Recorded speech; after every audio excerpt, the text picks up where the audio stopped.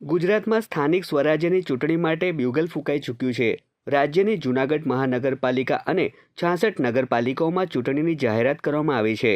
તો બીજી તરફ ભરૂચ જિલ્લામાં પણ 3 બેઠકો પર પેટા ચૂંટણી યોજાશે, જેમાં ભરૂચ જિલ્લા પંચાયતની આછોદ બેઠક, હાંસોટ તાલુકા પંચાયતની પંડવાઈ બેઠક અને જંબુસર નગર સેવા સદનની 1 બેઠક ઉપર પેટા ચૂંટણી યોજાશે।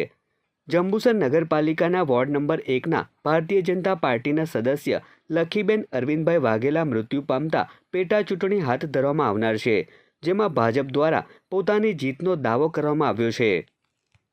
આ જ્યારે ભારતીય જનતા પાર્ટીના વિકાસના કામો પ્રગતિમાં છે, અઢળક કામો થઈ રહેલા છે। વોર્ડ નંબર 1માં પણ સોસાયટી રોડ બનેલા છે, ગટરનું આયોજન કરેલું છે, લાઇટોનું આયોજન કરેલું છે। અચ્છા, મુખ્ય જંબુસરના કામો પણ અત્યારે પ્રગતિમાં છે। મેઇન રસ્તાનું વર્ક ઓર્ડર આપણા કોન્ટ્રાક્ટરને અપાઈ ગયેલો છે। મીઠા પાણીનો પ્રશ્ન હતો, એ પણ સોલ્વ થઈ ગયેલો છે। ટૂંક જ સમયમાં એ મીઠું પાણી પણ લોકો સુધી મળવાનું છે। ત્યારે કોંગ્રેસ દાવા જ કરશે, કોંગ્રેસ પાસે દાવા કરવા સિવાય બીજું કામ નથી।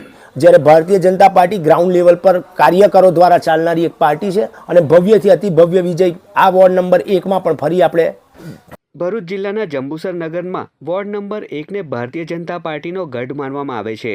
ત્યારે કોંગ્રેસ પક્ષને આ વોર્ડની પેટા ચૂંટણી માટે ઉમેદવાર પણ નહીં મળે તેવો દાવો ભાજપ દ્વારા કરવામાં આવ્યો છે। જંબુસર નગરપાલિકાના વોર્ડ નંબર 1માં પેટા ચૂંટણીને લઈને કોંગ્રેસ અને ભાજપ બંને પક્ષ પોતપોતાની જીતનો દાવો કરી રહ્યા છે। તો બીજી તરફ જંબુસર પંથકમાં વિવિધ વિકાસના કામોને લઈને પણ જંબુસર પાલિકા નિષ્ફળ નીવડી હોવાનો કોંગ્રેસ દ્વારા હળહળતો આક્ષેપ કરવામાં આવ્યો છે। જંબુસર નગરપાલિકા વોર્ડ નંબર 1ની પણ પેટા ચૂંટણી સામેલ છે, જે ગયા વર્ષે પણ એક પેટા ચૂંટણી થઈ હતી વોર્ડ નંબર 7ની, ત્યાં પણ કોંગ્રેસે કબજો લીધો હતો।